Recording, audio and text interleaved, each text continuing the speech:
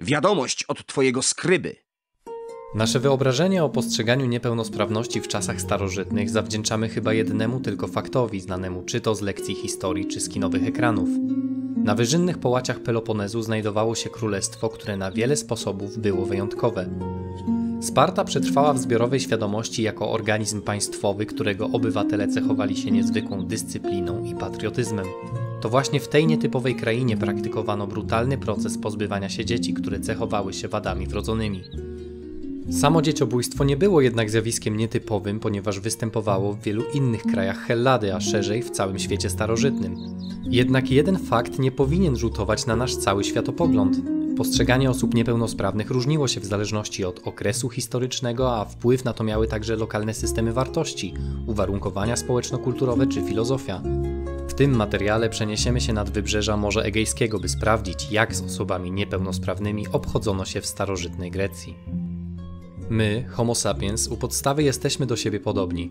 Chociaż różnimy się kolorem skóry czy włosów, to wszyscy mamy dwoje rąk, nóg czy oczu. A przynajmniej tak jest zazwyczaj. Ale w naszych społecznościach pojawiają się osoby różniące się nieco fizjonomią czy przejawiające zachowania odmienne od przyjętych norm społecznych. Osoby niepełnosprawne, czy to jako nowonarodzeni członkowie rodziny, czy też tacy, którzy niepełnosprawność nabyli, mogą wzbudzać różne emocje. Czasem odmienność może budzić zwykłą ludzką ciekawość, innym razem uczucia odwołujące się do fizyczności lub litość czy chęć niesienia pomocy. Jednak sposób traktowania niepełnosprawności, która ze swojego założenia wiąże się z jakimś stopniem niedołężności, w czasach starożytnych nie zawsze była poddawana emocjom, a niepisanemu prawu selekcji naturalnej. W Helladzie panował kult młodości i piękna. Silnemu i zdrowemu ciału człowieka przypisywano olbrzymie znaczenie, a ćwiczenia fizyczne i dietetyka miały stanowić dwa filary ówczesnej medycyny, o czym wspominał jej ojciec, Hipokrates. Bogatsi Grecy ćwiczyli zatem swoje mięśnie w gimnazjonach, a biedniejsi podczas ciężkiej fizycznej pracy. Wszystko po to, by dostosować się do panujących w Helladzie trendów uosabianych na przykład przez Dyskobola, który wyszedł spod ręki Myrona, beockiego rzeźbiarza. Osoby niepełnosprawne zdecydowanie nie wpisywały się w greckie kanony piękna, to też były one zazwyczaj eliminowane ze społeczeństwa przez uśmiercenie bądź też narażenie na pewną śmierć. Przyczyn wystąpienia niepełnosprawności fizycznej bądź intelektualnej dopatrywano się u wielu źródeł. Społeczeństwa greckich polejs winę za niepełnosprawność nowonarodzonego dziecka zrzucały na karb jego rodziców, krewnych lub przodków. Ci mogli narazić się bytom olimpijskim poprzez niezłożenie należnej im daniny lub też rabunkiem majątku świątynnego. Czynniki dziedziczne jako przyczynę dysfunkcji fizycznej czy intelektualnej sugerowali co prawda wspomniane wcześniej Hipokrates czy Arystoteles, jednak ich poglądów nie podzielała lwia większość ludności Hellady. Świadczy o tym fakt, że osoby z niepełnosprawnościami dorobiły się w starożytnej Grecji bardzo nieprzyjemnego określenia. Zdeformowane zwierzęta lub ludzi nazywano czasami teras. Takim samym sformułowaniem określano także mitologiczne kreatury, takie jak meduzy, gorgony czy węże morskie. Teraz przetłumaczylibyśmy zatem jako monstrum. I choć samych noworodków winą za ich niepełnosprawność nie obarczano, to większość z nich raczej miała niewielkie szanse na przetrwanie. Sam Arystoteles w swoim dziele Polityka o postępowaniu wobec niepełnosprawnych wyraża się następująco. W kwestii usuwania czy wychowywania noworodków winno obowiązywać prawo, by nie wychowywać żadnego dziecka wykazującego kalectwo. Arystoteles w poglądach na te kwestie niewiele różnił się od swojego nauczyciela Platona, który napisał takie słowa. Zatem i medycynę, którąśmy opisali wraz z tak pojętą umiejętnością sędziowską, w naszym mieście prawem ustanowisz i one będą służyły obywatelom, których i ciała, i dusze będą udane, a których by nie, to jeśli ciała będą mieli liche, tym pozwoli się umrzeć, a których by dusze były złej natury i nieuleczalne, tych będą sędziowie skazywali na śmierć. I choć pojęcie eugeniki wprowadził do dyskursu naukowego dopiero Francis Galton w XIX wieku, to Grecy kontrolę urodzeń i klasyfikację nowonarodzonych na dobrych i złych prowadzili już w czasach starożytnych. Przyczyny dzieciobójstwa były więc różne, jednak zazwyczaj decydowały o tym po prostu względy ekonomiczne i niemożność utrzymywania i zajmowania się osobą niepełnosprawną. To później znajdowało odbicie we wspomnianych rozprawach filozoficznych, wedle których osoby niepełnosprawne nie są w stanie przyczyniać się do rozwoju społeczeństwa i są stałym obciążeniem nie tylko rodziny, ale i całego polis. Jeżeli interesują Cię materiały powstające w skryptorium, rozważ proszę pozostawienie subskrypcji. Społeczeństwo Sparty było tym, w którym najpoważniej traktowano zasady eugeniczne, a porzucanie noworodków chorych czy cechujących się deformacjami ciała wymagało nawet prawo. Przyczyny tak surowego prawa w Lacedemonie są dość oczywiste. Chłopcy, którzy w przyszłości stać się mieli pełnoprawnymi obywatelami, czyli Spartiatami, przejść musieli agogę, czyli długotrwały proces wychowania. To szkolenie miało z nich uczynić nie tylko przykładnych obywateli, ale także doskonałych żołnierzy. Nic dziwnego więc, że wsparcie dla chorych czy niepełnosprawnych nie było miejsca. Nowonarodzone dzieci spartańskich obywateli przynoszono na miejsce nazywane lesche. Tam Rada Starszych decydowała, czy osesek jest odpowiednio zbudowany i mocny. Jeśli tak było, przydzielano mu jedną z 9000 działek i oddawano pod opiekę ojcu. W innym przypadku pozostawiano je na miejscu porzucenia zwanym apofete. Tak przynajmniej twierdził Plutarch z Cheronei, który opisał ten proces w żywocie Likurga. Historia ta potem utrwaliła się w kulturze, przez co Spartan kojarzymy dzisiaj jako ludzi zrzucających dzieci ze skalnego urwiska. Ale czy to prawda? Zaledwie 12 km od ruin Sparty znajdują się masywy gór Taygetos, u podnóża których rzekomo miały być porzucane niechciane dzieci. Jeżeli rzucimy okiem na mapę, dostrzeżemy tam jaskinię, która jest zlokalizowana na jednym ze wzgórz. Rzeczona jaskinia nosi, wydawać by się mogło, nic nam nie mówiącą nazwę Kajadas. Analiza etymologiczna tego toponimu ujawniła, że składa się on z dwóch wyrazów. Pierwsza część, Kai, może oznaczać dom lub jaskinię, natomiast druga nawiązuje do greckiego boga podziemi, Hadesa.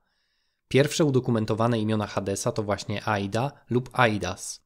Zatem nazwę jaskini tłumaczyć możemy jako dom Hadesa, czy też szerzej jako dom umarłych.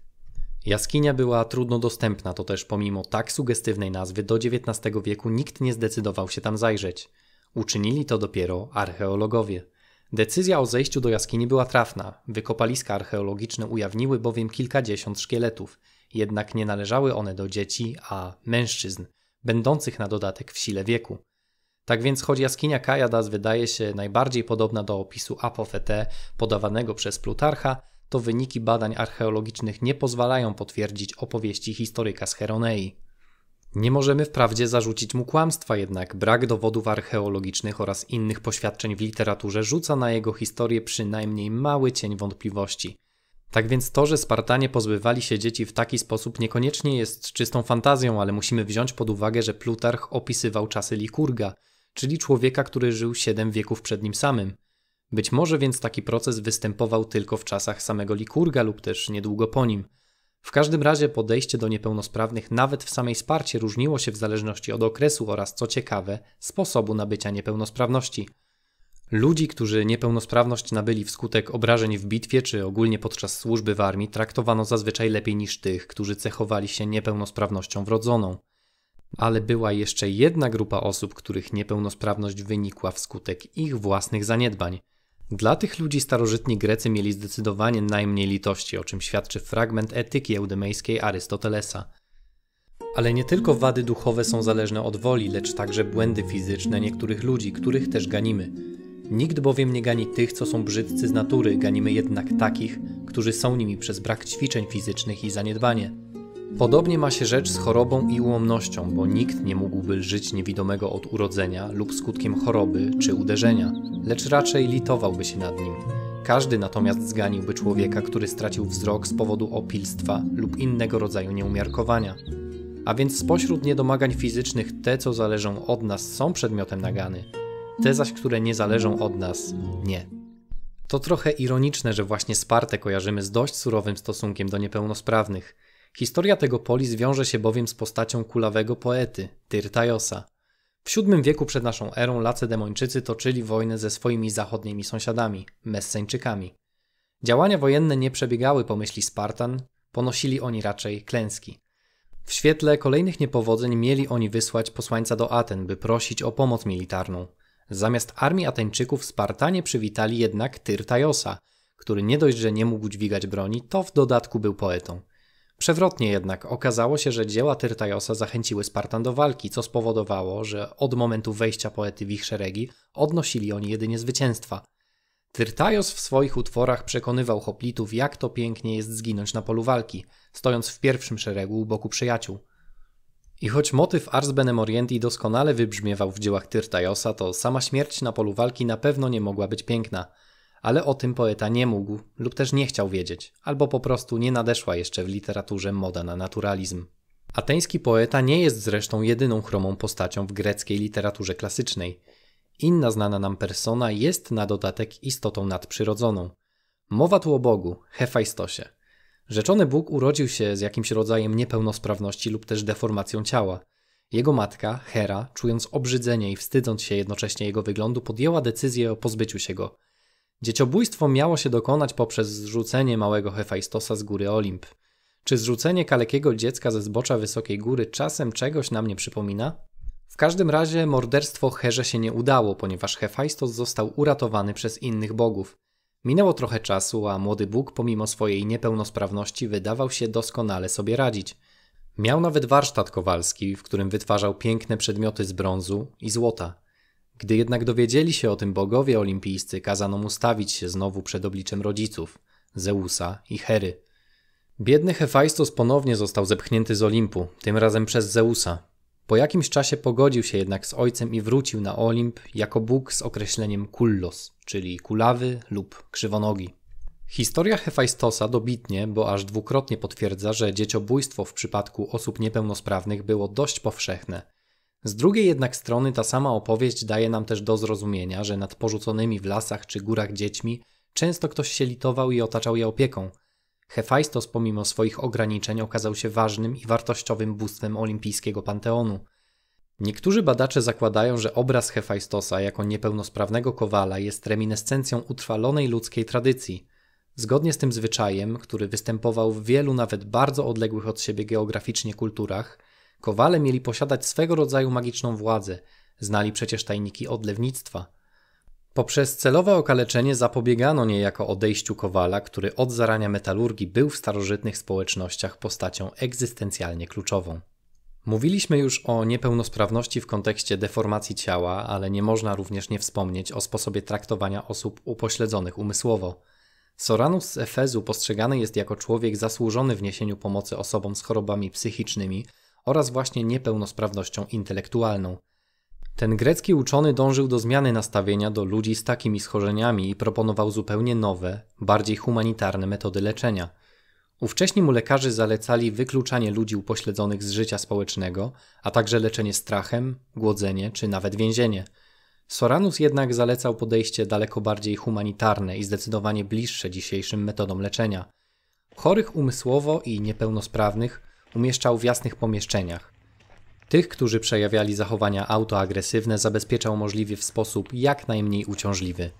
Prowadził również z takimi osobami dyskusje w kręgu ich zainteresowań oraz na ich poziomie rozwoju intelektualnego. Soranusa nazywa się dzisiaj ojcem pedagogiki specjalnej.